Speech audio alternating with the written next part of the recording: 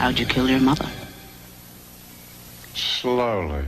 Howdy ho! What's going on, everybody? I hope everyone's doing great. I'm PJ. Welcome back to another edition of PJ's Movie Time, where every Monday I like to review a movie. It's been great. It's been fun. Last week we did the movie Ratatouille, Disney Pixar. I enjoyed watching it, and I enjoyed reviewing it, so please like, share, subscribe. If you want to join along the Bozak Nation, just go right ahead. Don't be afraid to. Down below, just hit subscribe, hit the notifications. I'm here all the time, here to make you laugh, here to make you squirm and all that shit. And today we're going to squirm for real, because we're going to do a slasher movie. We're going to do a slasher movie sequel that isn't too well known, but I actually like this movie. And today we're going to review the 1990 movie Psycho 4, The Beginning. Psycho, if you don't know, is an Alfred Hitchcock, great 1960. This guy, he rents out a hotel to people, Norman Bates. His mother's always watching in the window. He won't let anyone near her, though. And then it turns out the entire time he's been murdering people and stabbing people in the showers, and his mom isn't even alive anymore. In fact, he's dressing up as his mom and stabbing people. It would spawn a few sequels, and today we're doing we're doing part 4. And it's actually a little bit of a prequel, too, because it shows what happens to Norman in his younger years, what made him snap. So let's get into it today. This was originally a made-for-television movie, Showtime Television, and I didn't know that, actually. I'd always seen this on TBS, I think, on Superstation Brother, if you will. But it was directed by Mick Garris, and I am a big Mick Garris fan. He's involved with Critters. He's been involved with Hocus Pocus. Just an all-around great guy. I would like to buy him a bowl of soup one day. It was written by Joseph Stefano, and if you didn't know, this is based off of a novel written by Robert Bloch. The music in this movie is done by Graham Revell. He also worked on the movie Freddy vs. Jason. And the classic theme for Psycho has been reused by Bernard Herrmann. But Psycho 4, what's this about exactly? Well, it's taking place years later. Norman, yet again, gets sent to the mental asylum, and he gets released. But while he was there, he fell in love with a nurse. They got married. Now they have a child on the way. And there's this radio show going on at night about a specific subject about boys who murder their own mothers. So this really hits it home for Norman. He decides to call in and tell his tale of the story using a fake name, but it just so happens that his doctor, his psychiatrist, happens to be there as a guest on the show. And throughout the show, the guest is trying to uncover what's going on, see if she can identify him. We get to hear about his crazy mother when he was growing up, his first few murders that before he stabbed Janet Leigh in the shower. I actually enjoy this movie. It shows you a little bit of the psychological side. And it does have Anthony Perkins reprising his role as Norman Bates. And at this time, he was kind of sick at the time. He wasn't doing so good, but he's still willing to do this last installment of Psycho. So, who stars in this motherfucker? Well, there's a horror actor, director guy. He's been around for a while. John Landis makes a cameo in this. Then we have Twin Peaks' own Warren Frost playing the psychiatrist that knows all about the little boy murdering their mommies. It's Dr. Richmond.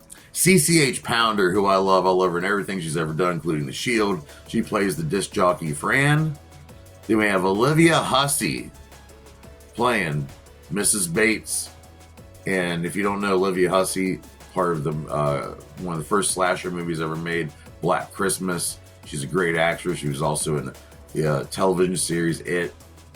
Really enjoy her in this movie. She's a complete psycho. The things she does to Norman are just wrong in every way, and it does kind of make you feel bad for Norman in this movie.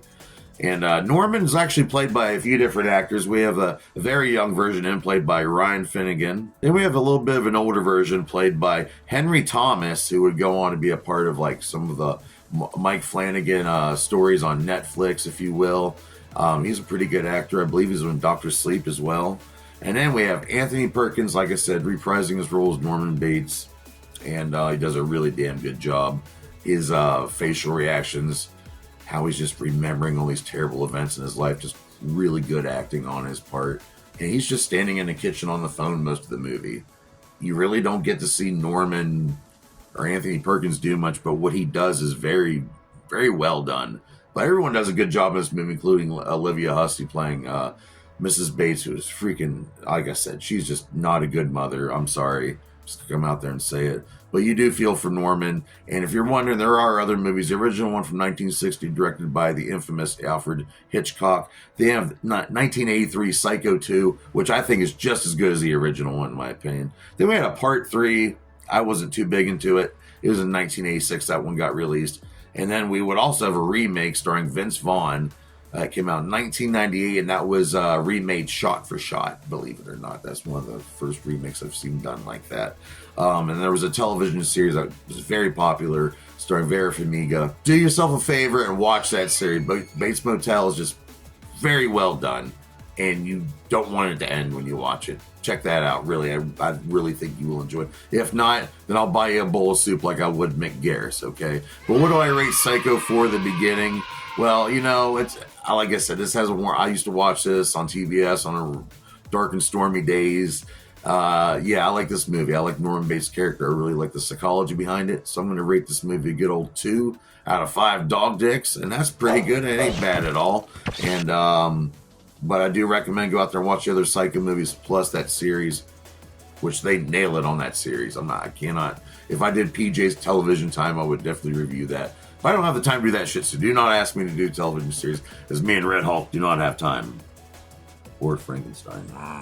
Anyway, I'll see you here next week on PJ's Movie Time. It's going to be a delight. I've been wanting to do this movie for a long time.